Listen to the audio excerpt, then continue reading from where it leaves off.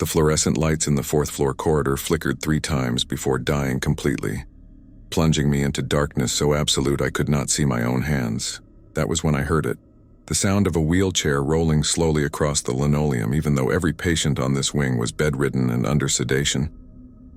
I'm getting ahead of myself. Let me start from the beginning.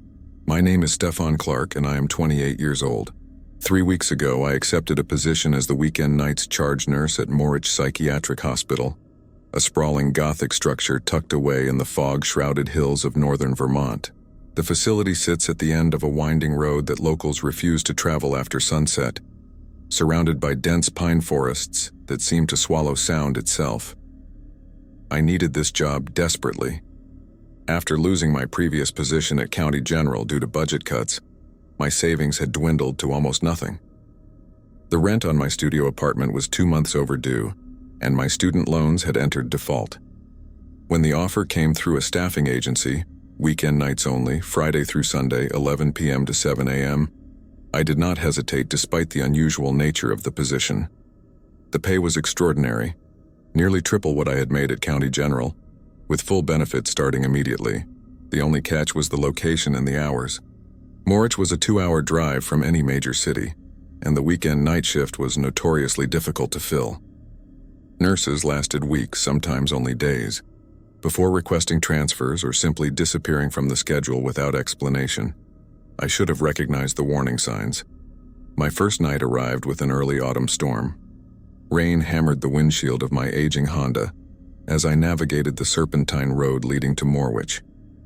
The GPS lost signal 3 miles from the facility, leaving me to follow handwritten directions provided by the staffing agency. Thunder rolled across the hills and lightning illuminated the hospital in brief. Stark flashes, a massive stone building with narrow windows and a central tower that rose like an accusatory finger into the churning clouds. I parked in the employee lot at exactly 10:30 p.m., giving myself time to find my way through the building before my shift began. The rain had intensified and I was soaked through by the time I reached the main entrance. The heavy oak doors groaned as I pushed them open, revealing a dimly lit lobby with checkered floors and wood-paneled walls hung with portraits of stern-faced men in Victorian-era clothing. A security guard sat behind a desk near the entrance. A heavy-set man in his 60s with suspicious eyes and a name tag that read Jeremy Watts. He looked up from a small television playing static-filled local news. "You must be the new weekend nurse," he said, his voice gravel rough. "They told me to expect you." "Stefan Clark," I replied, extending my hand. He looked at it for a long moment before shaking it with a grip that felt like a warning. "I have worked here for 32 years, Jeremy said, leaning back in his chair. "Seen a lot of nurses come through that door. Most do not last. The ones who do learn to follow the rules exactly as written. No exceptions. No improvisations. You understand?" "I understand," I said, though I did not. Jeremy reached beneath his desk and produced a laminated card, roughly the size of an index card, which he slid across to me. "Your supervisor left this for you. Memorize it tonight. Keep it with you at all times during your shift. The rules exist for reasons you do not want to discover firsthand." I picked up the card and read the neat, typed text. "Morich Psychiatric Hospital Weekend Nights Charge. Nurse Rules 4th Floor, West Wing Rule. 1. Between the hours of 11 p.m. and 7 a.m., you are the only staff member on the 4th floor. Do not expect help. Do not call for help unless the situation meets the criteria outlined in Rule 7, Rule 2. Room 4W13 must remain locked at all times. You will hear knocking from inside. You will hear voice that sound familiar. Family members, friends, colleagues. Do not respond. Do not acknowledge the sounds. Do not open the door under any circumstances. Rule 3. If you see a man in a gray maintenance uniform standing at the end of the corridor, turn around immediately and walk in the opposite direction. Do not make eye contact. Do not speak to him. He is not employed by this facility. Rule 4. The medication cart must be returned to the secure room by 3 a.m. exactly. If you are even 1 minute late, lock yourself in the nearest patient room and wait until sunrise. Do not leave until you can see daylight through the windows. Rule 5. Patients in rooms 4W07 and 4W18 are to receive their medication last on your rounds. If you enter these rooms before midnight, you will not be able to leave the floor. Rule 6. You will occasionally hear someone walking in the corridors when you know all patients are in their rooms. If the footsteps are moving away from you, continue your work. If the footsteps are moving toward you, immediately enter the nurse's station and lock the door. Wait for the footsteps to pass. This may take several hours. Rule 7. In the event of a code silver, violent patient incident, you may contact security. In the event of a code blue, medical emergency, you may contact the on-call physician. Under no other circumstances should you use the telephone between 11 p.m. and 7 a.m. The voices that answer are not who they claim to be. I looked up from the card, a cold knot forming in my stomach. Is this a joke? Jeremy's expression remained grave. You will know by tomorrow morning whether it is a joke or not. My advice: follow every single rule precisely. The nurses who make it past the first weekend usually make it to retirement. The ones who think they know better. He trailed off, shaking his head. What happens to the ones who do not follow the rules? I asked. Some quit, some transfer, some... Jeremy paused, choosing his words carefully. Some are never quite the same afterward. We had a nurse named Tyler Morrison 2 years ago. Good kid about your age. Thought the rules were superstitious nonsense. He made it 3 hours into his first shift before breaking Rule 2. We found him the next morning curled up in the stairwell, catatonic. He is a patient here now. Room 3E22. The knot in my stomach tightened. Which rule did he break? He opened the door to room 4W13. Jeremy leaned forward, his eyes boring into mine. Whatever spoke to him from inside that room, whatever he saw, it broke something fundamental in his mind. He has not spoken a coherent sentence since, just sits there, rocking back and forth, whispering about the things that live in the walls. I wanted to leave. Every instinct screamed at me to walk back through those heavy oak doors, get in my car and never return. But I thought of my overdue rent, my defaulted loans, the rejection letters from every hospital within 100 miles. I needed this job, no matter how strange the circumstances. Okay, I said, pocketing the laminated card. I will follow the rules. Jeremy studied me for a long moment, then nodded slowly. 4th floor, west wing. Elevators down that corridor and to the left. Your code for the floor is 4792. Change of shift report will be waiting at the nurse's station. The day nurse always leaves before nightfall. I thanked him and made my way through the dimly lit corridors. The hospital had an oppressive atmosphere, as if the building itself was holding its breath. Water stains marked the ceiling tiles. The air smelled of industrial cleaner, old paper, and something else. Something organic and wrong that I could not quite identify. The elevator was a cage-style affair with iron gates and brass buttons worn smooth by decades of use. It groaned and shuddered as it carried me upward, cables creaking in the shaft above. When the doors opened on the 4th floor, I was greeted by a long corridor painted institutional green, illuminated by fluorescent strips that hummed with a frequency that made my teeth ache. The nurse's station sat at the junction of 2 corridors, a glass-walled room containing a desk, computer, medication cart, and wall of patient charts. A note was taped to the computer monitor in hasty handwriting. Stefan, all patients medicated and settled for the night. 4W07 and 4W18 were agitated during evening rounds but have calmed down. Do not deviate from the rules, I mean it. They are not suggestions. Good luck. Rachel, I checked the time. 10:52 p.m., 8 minutes until my shift officially began. I spent those minutes familiarizing myself with the layout. The West Wing contained 20 patient rooms, 10 on each side of the main corridor. The secure medication room was near the elevator. An emergency stairwell sat at the far end of the hall.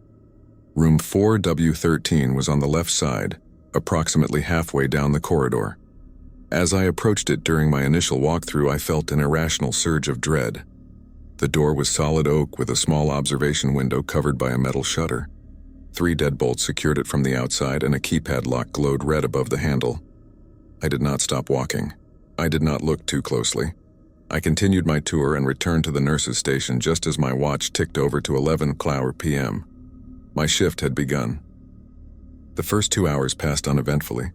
I reviewed patient charts, familiarized myself with medication schedules, and conducted my initial rounds. Most patients were sleeping soundly, their breathing deep and regular. A few stared at me as I checked their vitals. their eyes reflecting the dim light from the corridor like animals in the darkness. Room 4W07 contained a thin man in his 40s named Max Holloway, diagnosed with severe paranoid schizophrenia. According to his chart, he had been at Morich for 6 years after attacking his brother with a kitchen knife, claiming the brother had been replaced by an identical duplicate. Max sat upright in bed as I entered, his eyes tracking my movements with unnerving intensity. "You are new," he said, his voice flat and affectless. "They always send new ones on the weekend nights. They think fresh blood will make a difference." "I am here to check your vitals, Max," I replied, keeping my tone professional and calm. "How are you feeling tonight?" "The walls are thinner here," he continued as if I had not spoken, "between our world and theirs, particularly on the 4th floor, particularly in the West Wing, particularly on weekend nights when the barriers are weakest. You can feel it, cannot you? The way reality feels loose, like a tooth about to fall out." I finished checking his blood pressure, slightly elevated but within acceptable parameters, and marked it in my mobile chart.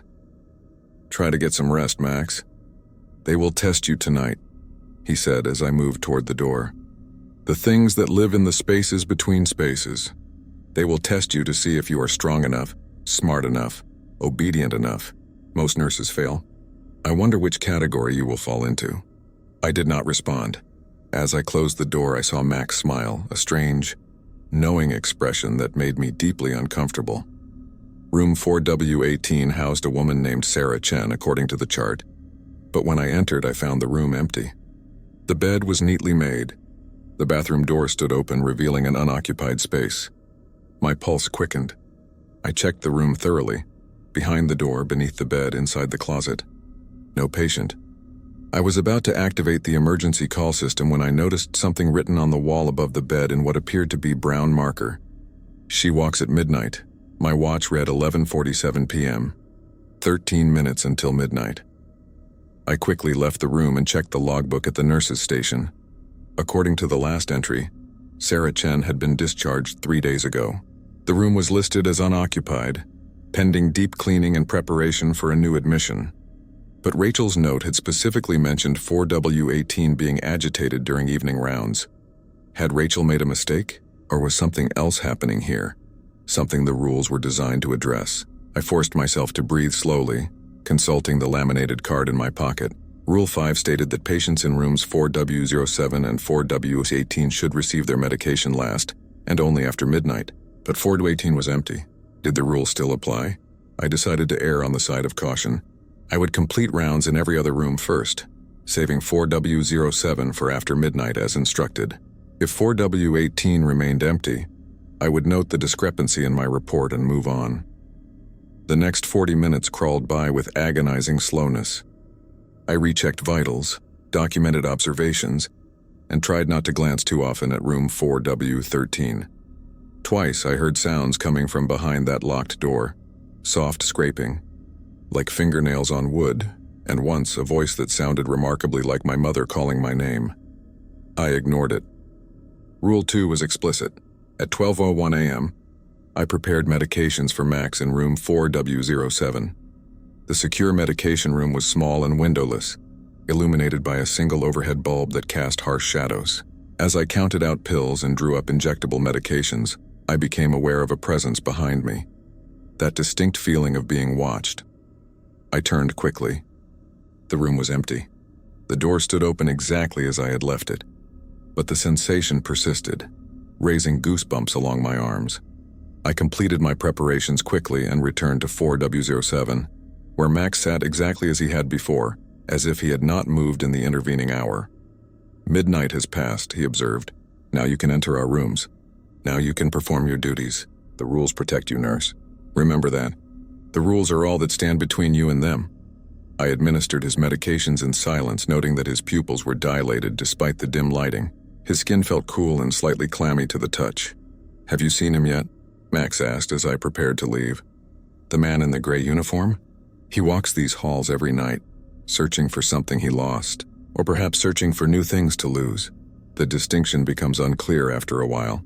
Get some rest." "Max," I repeated, my voice tighter than I intended.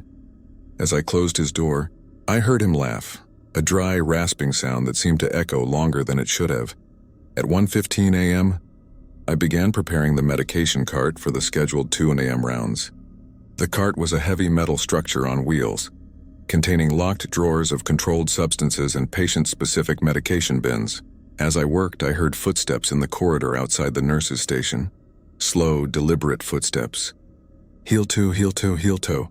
I froze, listening. According to the patient board, everyone was in their rooms. I had personally checked each door during my last rounds.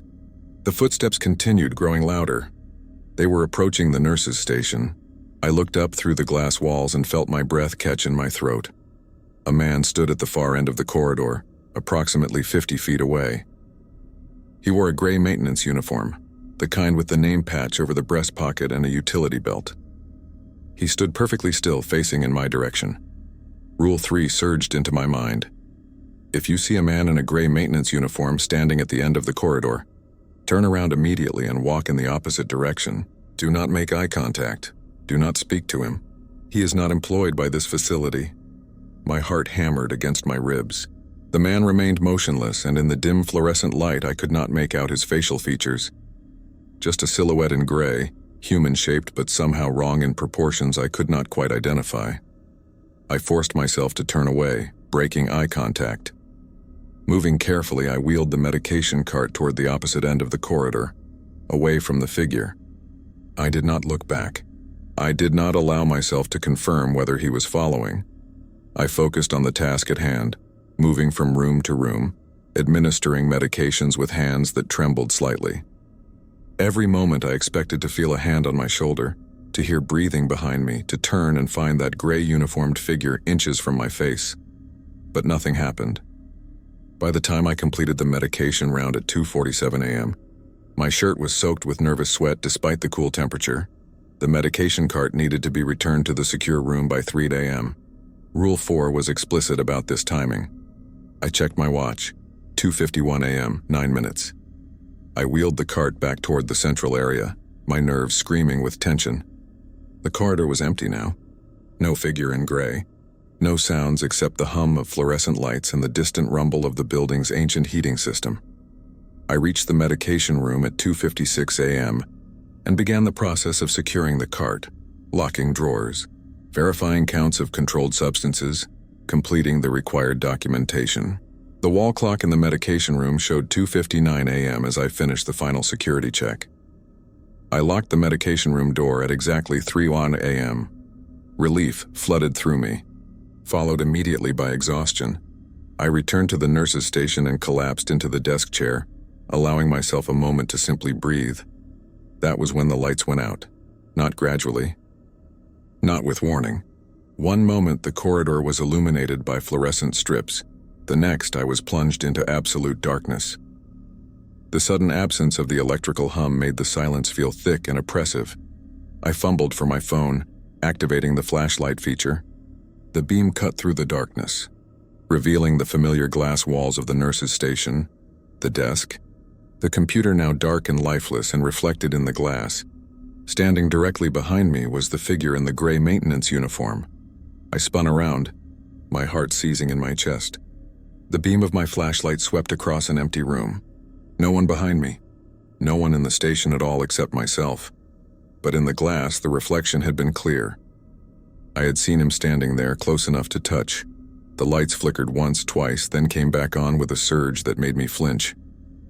I stood in the center of the nurse's station, alone, my phone clutched in my shaking hand. The corridor outside was empty.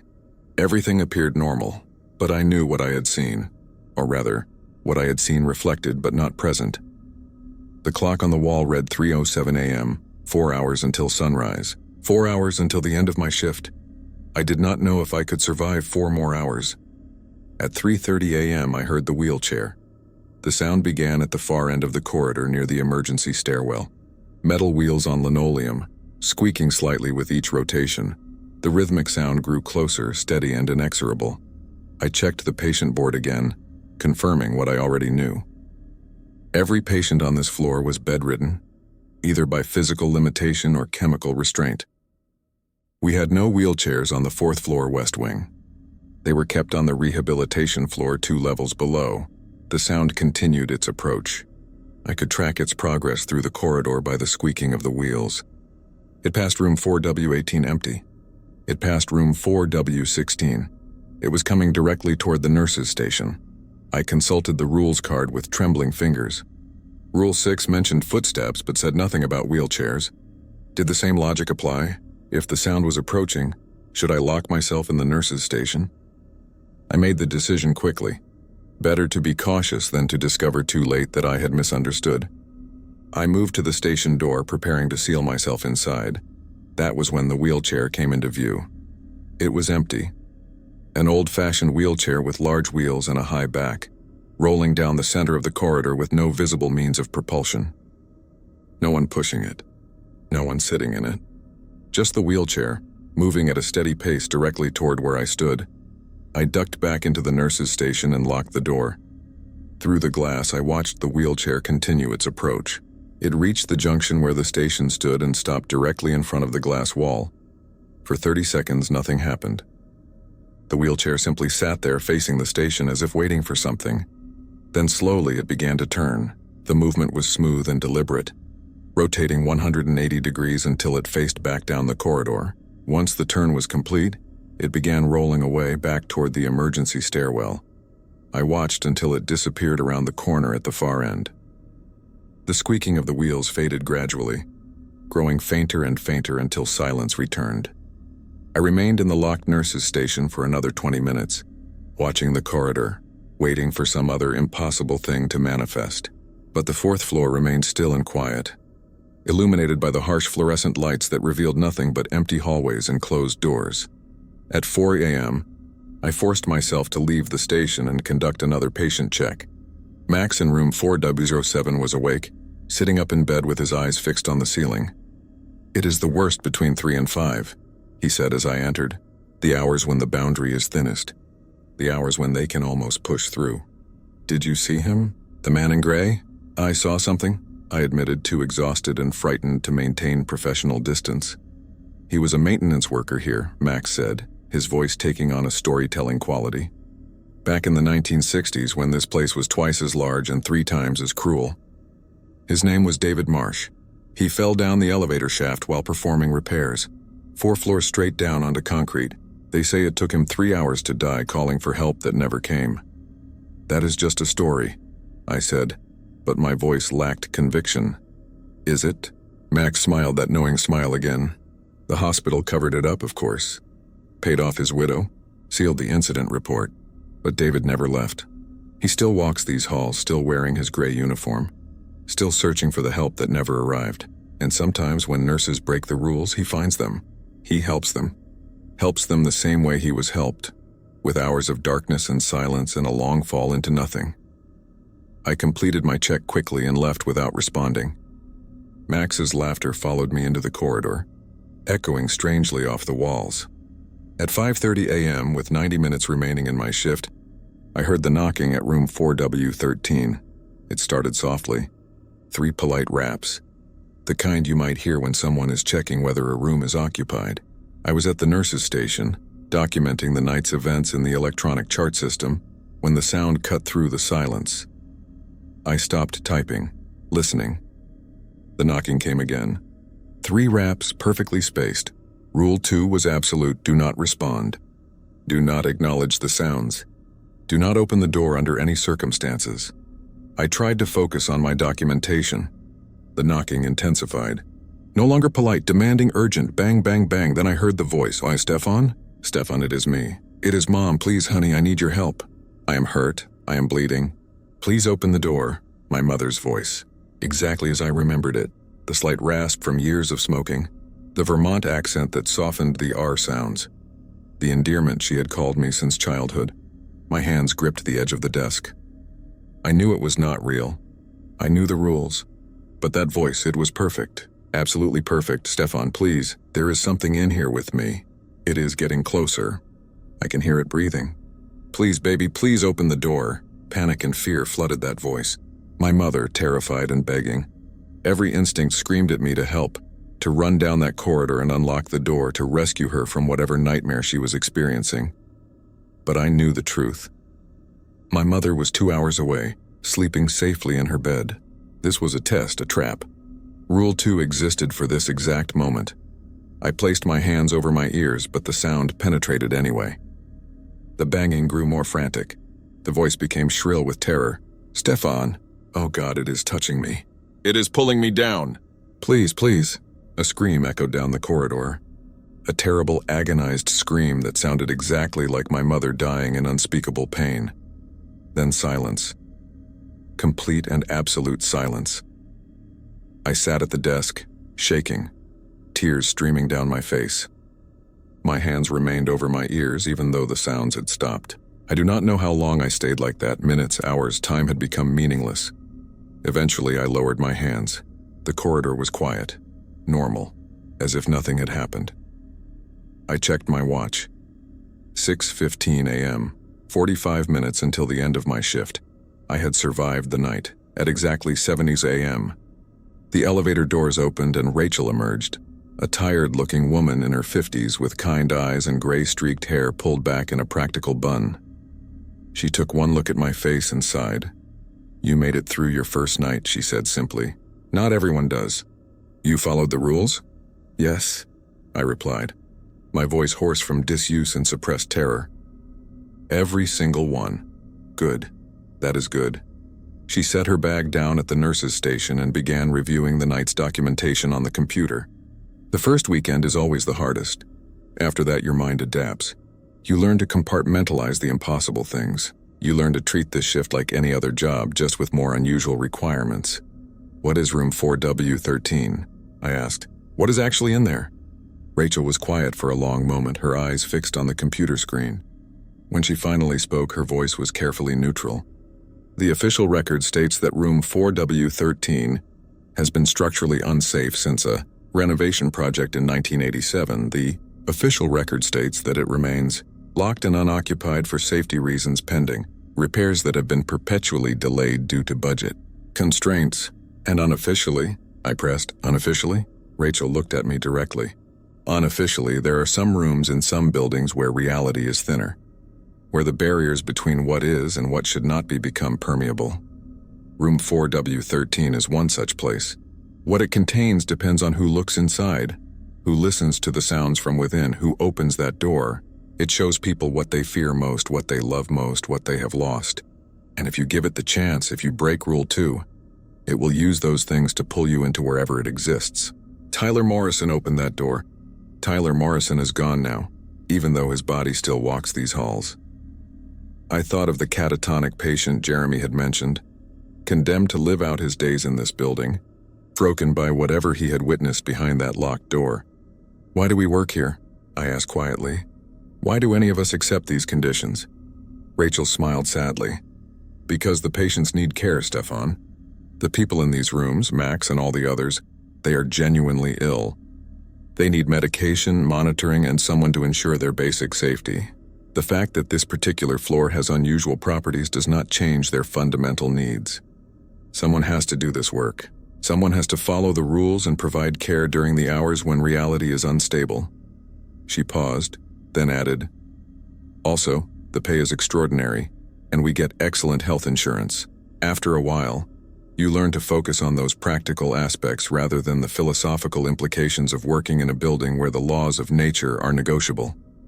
I laughed despite myself, a shaky, slightly hysterical sound. Rachel patted my shoulder with genuine warmth. "Go home, Stefan. Sleep. Come back Friday night and do it again. After 3 or 4 weekends, it becomes routine. Strange, but routine. You will see." I gathered my belongings and made my way to the elevator.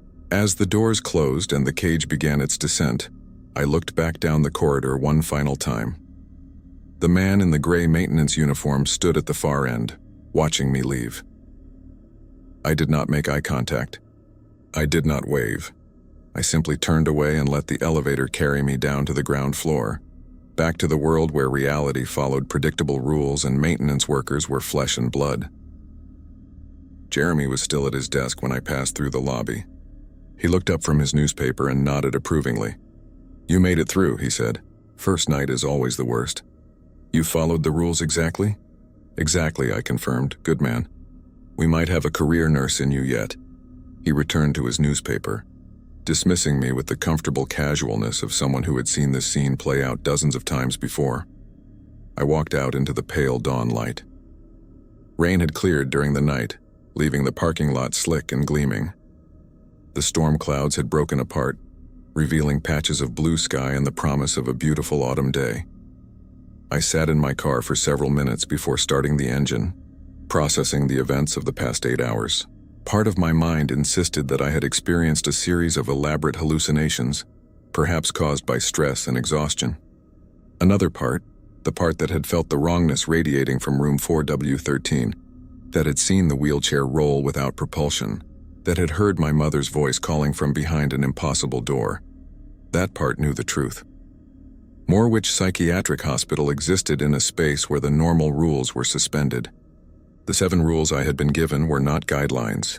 They were survival instructions, designed to navigate hours when reality itself became unstable, and I had agreed to return every Friday, Saturday, and Sunday night for the foreseeable future. I should have quit. I should have called the staffing agency before I even left the parking lot and informed them that I would not be returning under any circumstances.